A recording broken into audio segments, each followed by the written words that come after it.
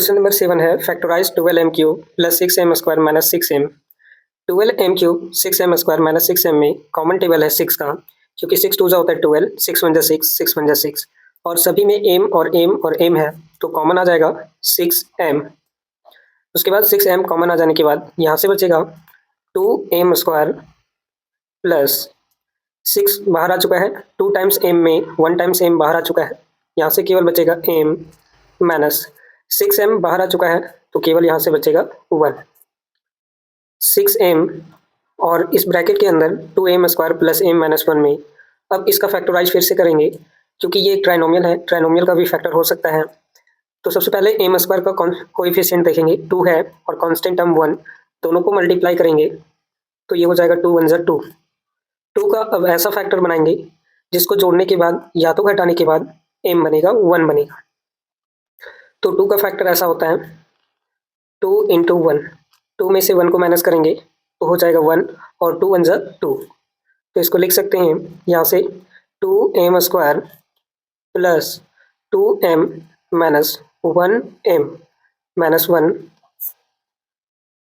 उसके बाद यहाँ पे 2m² प्लस 2m में कॉमन टेबल है 2 का और m, तो वहाँ से कॉमन लेंगे 2 को और m को। 2m बाहर आ चुका है तो यहाँ से बचेगा m, 2m बाहर आ चुका है तो बचेगा प्लस 1। उसके बाद यहाँ पे 1 m और माइनस 1 में कॉमन टेबल है 1, 1 को कॉमन लेंगे। उसके बाद यहाँ से बच जाएगा m प्लस 1, m और 1 को मल्टीप्लाई करेंगे तो 1m होगा, प्लस माइनस माइनस और माइनस प्लस माइनस 1 1 1। उसके बाद यहाँ पे m प्लस 1, यहाँ पे भी m प्लस 1 है, दोनों से कॉमन ले लेंगे m प्लस 1 को। इन दोनों में से m प्लस 1 कॉमन आ चुका है तो यहाँ से बचेगा 2m और यहाँ से बच जाएगा माइनस 1। अब इसको लिख सकते हैं 6m into m plus 1 into 2m minus 1। तो क्वेश्चन नंबर 7 का एक आंसर होगा 6m into m plus 1 into 2m minus 1। Question number B करते हैं 6x⁵ minus 22x³ minus 8x में सभी में कॉमन टेबल है 2 और सभी में x है तो कॉमन आ जाएगा 2x। 2x कॉमन लेने के बाद यहाँ से बच जाएगा 3x⁴ माइनस 11x² माइनस 4। ये हो जाएगा मल्टीप्लाई करने के बाद फिर से 6x⁵ और इसको मल्टीप्लाई करेंगे तो ये हो जाएगा 22x³ और इसको मल्टीप्लाई करेंगे तो ये हो जाएगा 2 4 8 इंटू x 8x। अब यहाँ से कांस्टेंट टर्म 4 है और कोएफिशिएंट ऑफ x⁴ है 3, दोनों को मल्टीप्लाई करेंगे तो ये हो जाएगा 4 3 12। अब 12 का ऐसा फैक्टर बनाएंगे जिसको जोड़ने के बाद और या तो माइनस करने के बाद 11 बनेगा। तो 12 इंटू 1, 12 1 12 होता है और माइनस करने के बाद हो जाएगा 11।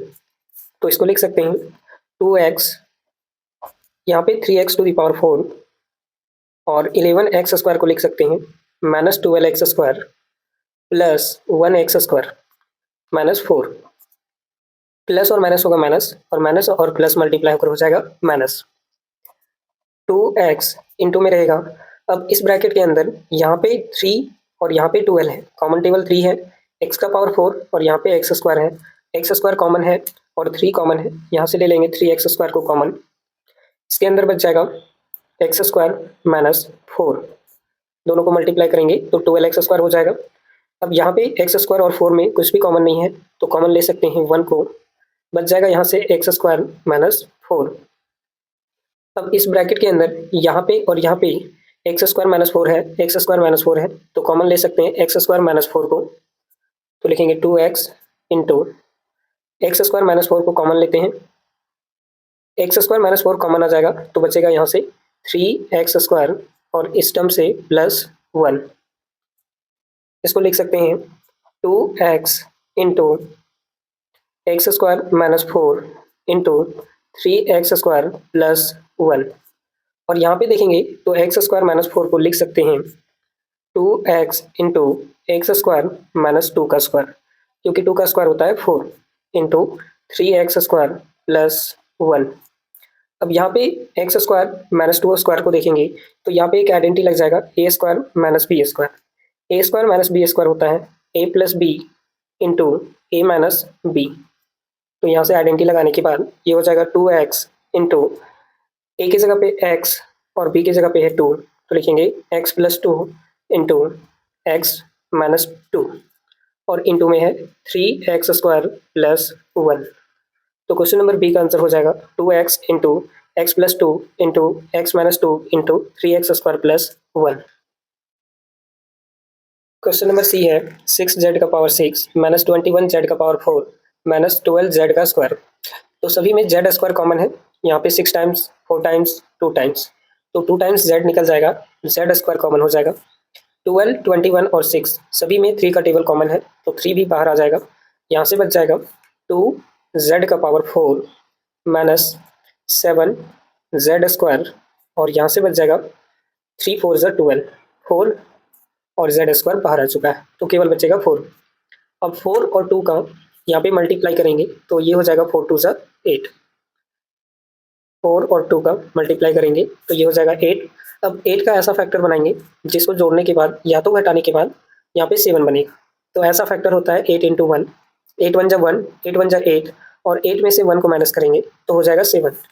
तो लिखेंगे यहाँ से 3z स्क्वायर, इसके ब्रैकेट के अंदर कॉमन आ जाएगा 2z का पावर 4 माइनस 7z स्क्वायर को लिख सकते हैं 8z square minus 1z square. यहाँ पे प्लस होगा z स्क्वायर, क्योंकि प्लस और माइनस हो जाएगा माइनस, माइनस करेंगे तो 7z स्क्वायर हो जाएगा और प्लस माइनस हो जाएगा माइनस 4। उसके बाद इस ब्रैकेट के अंदर कॉमन आ जाएगा, यहाँ पे 2 है 8 है, कॉमन टेबल 2 है, z का पावर 4 और यहाँ पे z स्क्वायर है, तो z स्क्वायर कॉमन है। फिर से ब्रैकेट के अंदर कॉमन ले लेंगे 2z स्क्वायर का, तो 2z स्क्वायर जब कॉमन आ जाएगा तो यहाँ से केवल बचेगा z square minus z square बाहर आ चुका है, 4 2 ज़ा 8 होता है, तो बचेगा यहाँ से 4 प्लस z स्क्वायर माइनस 4 में कुछ भी कॉमन नहीं है तो 1 ले सकते हैं, यहाँ से बच जाएगा z स्क्वायर माइनस 4। अब इस ब्रैकेट के अंदर यहाँ पे देखेंगे तो z स्क्वायर माइनस 4 है, z स्क्वायर माइनस 4 है, कॉमन ले लेंगे फिर से z स्क्वायर माइनस 4 को, z स्क्वायर माइनस 4 जब कॉमन आ जाएगा तो यहाँ पे बचेगा केवल 2z स्क्वायर और यहाँ से बच जाएगा प्लस 1। अब इसको लिख सकते हैं 3z का square into z square minus 4 into 2z square plus 1। अब यहाँ पे देखेंगे तो z स्क्वायर माइनस 4 को फिर से हम लोग लिख सकते हैं 2 का स्क्वायर, 2 का स्क्वायर होता है 4, तो अब यहाँ पे फिर से आइडेंटिटी लगाना पड़ेगा ए स्क्वायर माइनस बी स्क्वायर का। ए स्क्वायर माइनस बी स्क्वायर होता है ए प्लस बी इंटू ए माइनस बी। आइडेंटिटी लगाएंगे तो ये हो जाएगा 3z का स्क्वायर इंटू ए प्लस बी इंटू ए माइनस बी। तो ए की जगह पे है z, तो लिखेंगे z plus 2 into z minus 2 into 2z square plus 1। Question number c का आंसर हो जाएगा 3z square into z plus 2 into z minus 2 into 2z square plus 1।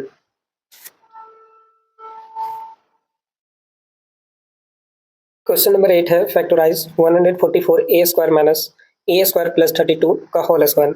तो सबसे पहले क्या करते हैं, इस 144 ए स्क्वायर को लिख सकते हैं 12 ए का whole square minus a square plus 32 का होल स्क्वायर। अब इसमें एक आइडेंटिटी शो होगा ए स्क्वायर माइनस बी स्क्वायर, तो ए स्क्वायर माइनस बी स्क्वायर के फॉर्म में है, इसका आइडेंटिटी होता है ए प्लस बी इंटू ए माइनस बी। तो यहाँ पे ए की जगह पे है 12 ए और बी की जगह पे है ए स्क्वायर प्लस 32। अब इस आइडेंटिटी पे वैल्यू रखेंगे तो ये हो जाएगा ए की जगह पे रखेंगे 12 ए प्लस बी की जगह पे रखेंगे ए स्क्वायर प्लस 32 इंटू उसके बाद ए माइनस बी, तो ए की जगह पे हो जाएगा 12 ए माइनस बी की जगह पे हो जाएगा ए स्क्वायर प्लस 32। अब क्या करेंगे, ये माइनस इन दोनों में मल्टीप्लाई है तो दोनों में मल्टीप्लाई करेंगे तो ये हो जाएगा 12 ए plus A square plus 32 into 12 A minus a square plus plus minus हो जाएगा माइनस 32। उसके बाद यहाँ पे जो फर्स्ट ब्रैकेट में 12 ए प्लस ए स्क्वायर प्लस 32 है, इसको लिख सकते हैं ए स्क्वायर प्लस 12 ए प्लस 32 और इसको भी लिख सकते हैं minus a square plus 12a minus 32। अब यहाँ से देखेंगे तो ए स्क्वायर प्लस 12a प्लस 32 एक ट्राइनोमियल है, इसका भी फैक्टराइजेशन किया जा सकता है। तो इसका फैक्टराइजेशन करेंगे तो कोएफिशिएंट ऑफ ए स्क्वायर देखेंगे 1 है, 1 को लिखेंगे। कांस्टेंट टर्म 32 है, दोनों को मल्टीप्लाई करेंगे तो ये हो जाएगा 32। अब 32 का ऐसा फैक्टर बनाएंगे जिसको जोड़ने के बाद या घटाने के बाद 12 बनेगा। तो ऐसा फैक्टर है 8 इंटू 4, 8 4 होता है 32, 32 को लिखेंगे और इसको जोड़ने के बाद हो जाएगा 12a। तो लिखेंगे यहाँ से a square plus 8a plus 4a plus 32, ये सेम ही है, इसको भी छोड़ कर चलेंगे। ए स्क्वायर प्लस 12a माइनस 32, ये भी फैक्टराइज होगा, लेकिन इसमें ये जो हो रहा है वैसा ही ये होगा, बस फर्क इसमें है, यहाँ पे माइनस है और यहाँ पे माइनस है, तो माइनस लगा देंगे इसको फैक्टराइज निकालने के बाद। तो यहाँ से देखेंगे ए स्क्वायर 8a में कॉमन टेबल है a, तो यहाँ से भी a आ जाएगा बाहर, तो यहाँ से बच जाएगा a प्लस 8। 4a और 32 में कॉमन टेबल है 4, 4 को कॉमन ले लेंगे, बचेगा a प्लस 8। उसके बाद इंटू में है minus a square plus 12a minus 32। अब इन दोनों में टर्म में a प्लस 8 कॉमन है, तो a प्लस 8 को कॉमन ले लेंगे, यहाँ से बच जाएगा a और यहाँ से बच जाएगा प्लस 4। जब इस टर्म का फैक्टराइज किया जाएगा तो आंसर आएगा a प्लस, यहाँ पे 8 है तो यहाँ पे आ जाएगा a माइनस 8 और यहाँ पे a प्लस 4 है तो यहाँ आ जाएगा a माइनस 4। अब इसको लिख सकते हैं यहाँ से आंसर मिलाने के लिए a plus 4 into a minus 4 into a plus 8 into a minus 8। तो क्वेश्चन नंबर 8 का आंसर होगा a plus 4 into a minus 4 into a plus 8 into a minus 8। Question number 9 है what will be the remainder if we divide x minus y का whole square minus 4 into x minus Y minus 45 by x minus Y minus 9। तो question में सबसे पहले क्या कर लेंगे, late कर लेते हैं। यहाँ पे x माइनस वाई है और यहाँ पे भी x माइनस वाई है। मान लेते हैं यहाँ पे t का जो वैल्यू है वो है x माइनस वाई। अब जहाँ पे भी x माइनस वाई है वहाँ पे वैल्यू रख देंगे t। तो यहाँ पे है x माइनस वाई, टी लिखेंगे, स्क्वायर है स्क्वायर देंगे, माइनस एक्स माइनस वाई है तो एक्स माइनस वाई का वैल्यू रखेंगे यहाँ पे टी माइनस 45। अब इसको डिवाइड करना है एक्स माइनस वाई माइनस 9 से। अब इसको डिवाइड करने के लिए सबसे पहले अगर इसको देखें तो T square minus 4t minus 45 एक ट्राइनोमियल है, इसका फैक्टर निकाला जा सकता है स्प्लिटिंग मेथड से। तो सबसे पहले टी स्क्वायर का कोएफिशिएंट जो 1 है और कांस्टेंट टर्म 45 है, दोनों को मल्टीप्लाई करेंगे 45 इंटू 1, 45 वन जा होगा 45। अब 45 का ऐसा फैक्टर निकालेंगे जिसको मल्टीप्लाई करने के बाद 45 तो बनेगा और माइनस करने के बाद 4 बनेगा। तो ऐसा फैक्टर होता है 9 इंटू 5, 9 5 जा हो जाएगा 45, माइनस करिएगा तो ये हो जाएगा 4। तो अब लिख सकते हैं इसको, तो ये टी स्क्वायर माइनस ये 4t का जो फैक्टर बनेगा वो बनेगा minus 9t plus 5t, plus minus हो जाएगा माइनस, बड़ा नंबर माइनस में है तो माइनस करके ये माइनस में ही आएगा।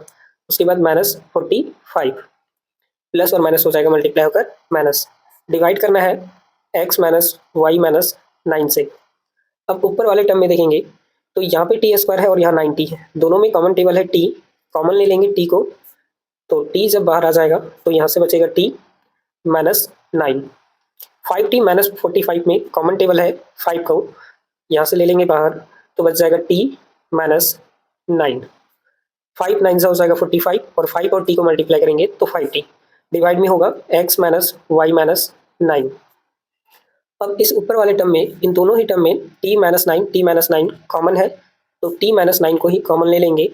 तो अब यहाँ पे बच जाएगा केवल t और यहाँ से बच जाएगा 5। डिवाइड में x माइनस वाई माइनस 9 है। लेट किए थे हम लोग t का जो वैल्यू है वो लेट किए थे x माइनस वाई, तो यहाँ पे जहाँ जहाँ t है वहाँ पे रखेंगे x माइनस वाई को। यहाँ पे t है तो रखेंगे x माइनस वाई, आगे है माइनस 9 इंटू t का वैल्यू रखेंगे x माइनस वाई और यहाँ पे है प्लस 5 और डिवाइड में है x माइनस वाई माइनस 9।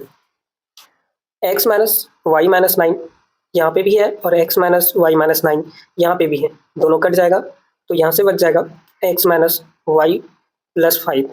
इस क्वेश्चन को डिवाइड किए यहाँ पे ये, तो डिवाइड करने के बाद ये इसका क्वोशिएंट हुआ। अब हमसे सवाल में पूछा है रिमाइंडर क्या होगा, तो रिमाइंडर इसका 0 होगा। एक एग्जांपल लेते हैं, जैसे यहाँ पे 16 है, 16 को 4 से डिवाइड करते हैं तो ये कट जाएगा और कट जाने के बाद ये इसका 4 क्वोशिएंट होगा और रिमाइंडर इसका 0 होगा। जैसे फिर से एक एग्जांपल से इसको समझते हैं। यहाँ पे मान लेते हैं 4 को डिवाइड कर रहे हैं 16 से, ये कट गया 4 आया, 4 टाइम्स में लेंगे तो ये हो जाएगा 16, माइनस करेंगे रिमाइंडर आ जाएगा 0। अब यहाँ पे रिमाइंडर 0 आया, क्वोशिएंट 4 आया, वैसे ही क्वोशिएंट यहाँ पे x माइनस वाई प्लस 5 आया, तो लास्ट में जो रिमाइंडर बचेगा इसका वो बचेगा 0। इसलिए क्वेश्चन नंबर 9 का जो आंसर होगा रिमाइंडर वो होगा 0।